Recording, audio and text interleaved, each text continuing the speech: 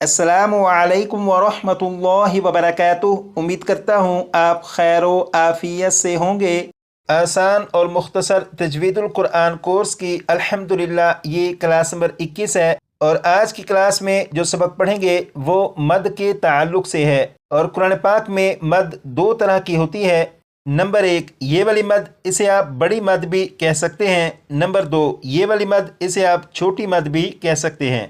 ये वाली मद यानी बड़ी मद कुरान पाक में 1400 से ज़्यादा मरतबा है और ये मद यानी छोटी मद कुरान पाक में 2000 से ज़्यादा मरतबा है। और आज की क्लास में जो सबक पढ़ेंगे वो इस मद यानी बड़ी मद के ताल्लुक से है।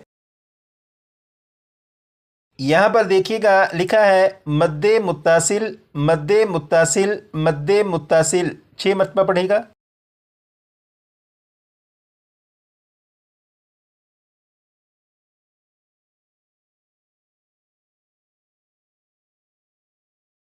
अब यहाँ पर देखिएगा लिखा है हरूफे मद्दा के बाद, हरूफे मद्दा के बाद 6 मरतबा पढ़ेगा।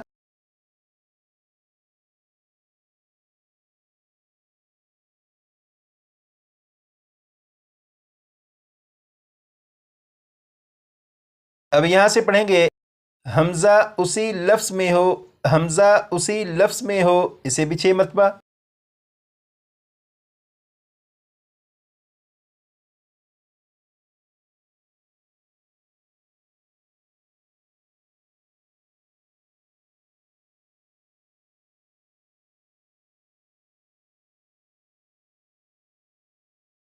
अब यहाँ से पढ़ेंगे तो मद्दे मुत्तासिल होगा, तो मद्दे मुत्तासिल होगा, इसे भी 6 मरतबा।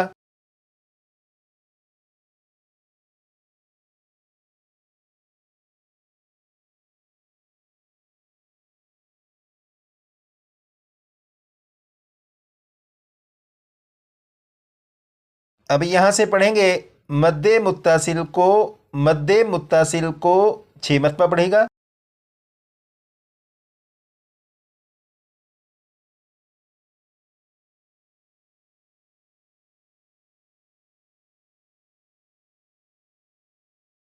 अब यहाँ से पढ़ेंगे 2 या अढ़ाई अलिफ की, 2 या अढ़ाई अलिफ की, इसे भी 6 मरतबा।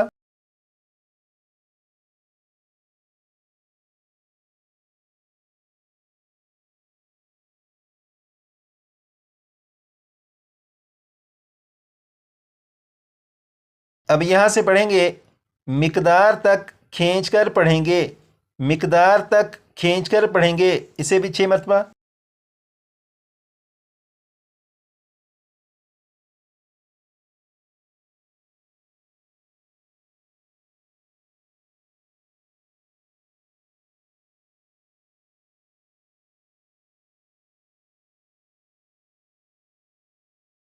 यहाँ पर लिखा है हरूफ मद्दा। हरूफ मद्दा के बारे में आपने क्लास नंबर 5 में पढ़ा था कि हरूफ मद्दा 3 हैं, अलिफ, वाव, या।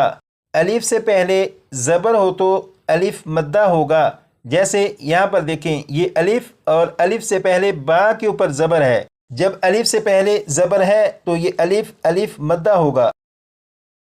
इसी तरह यहाँ पर वाव साकिन से पहले पेश हो तो वाव मद्दा होगा। जैसे यहाँ पर ये वाव, वाव के ऊपर जज्म है। जब वाव के ऊपर जज्म है तो ये वाव वाव साकिन है। वाव साकिन से पहले बा के ऊपर पेश है, लिहाजा ये जो वाव है ये वाव मद्दा है।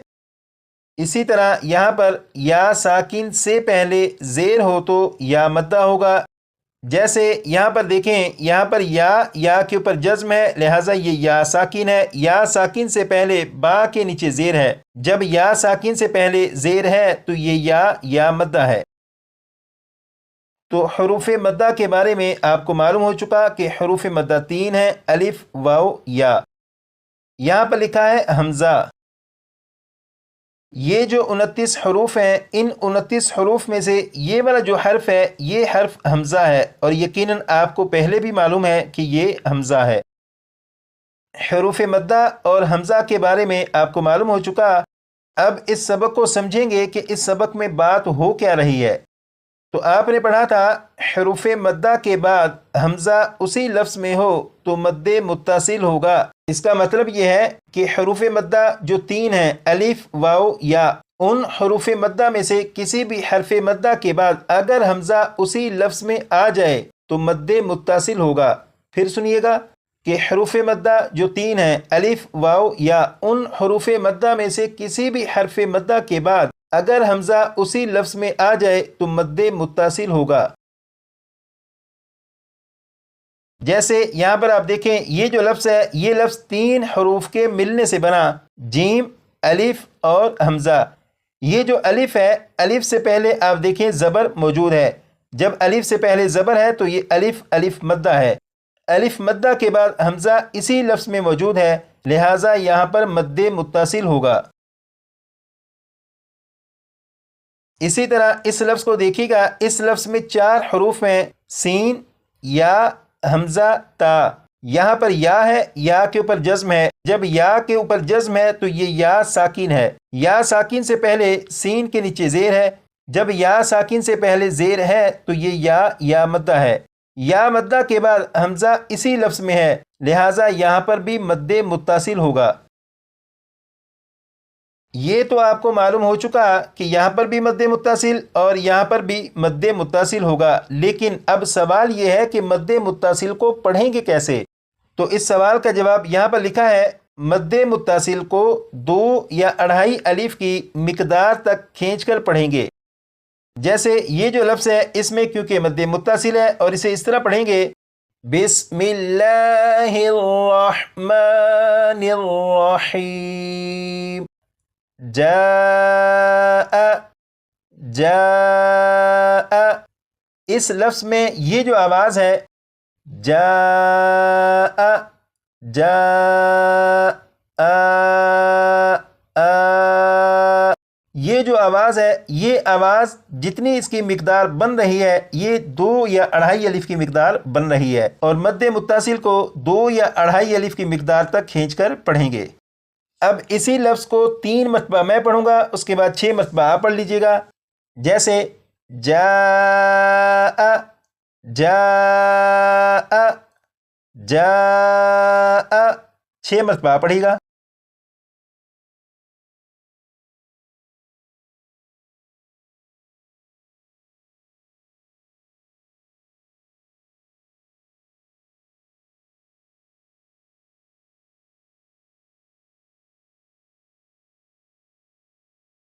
اب اس لفظ کو پڑھیں گے، اسے 3 مرتبہ میں اور 6 مرتبہ پڑھے گا۔ جیسے سیئت، سیئت، سیئت، 6 مرتبہ پڑھے گا۔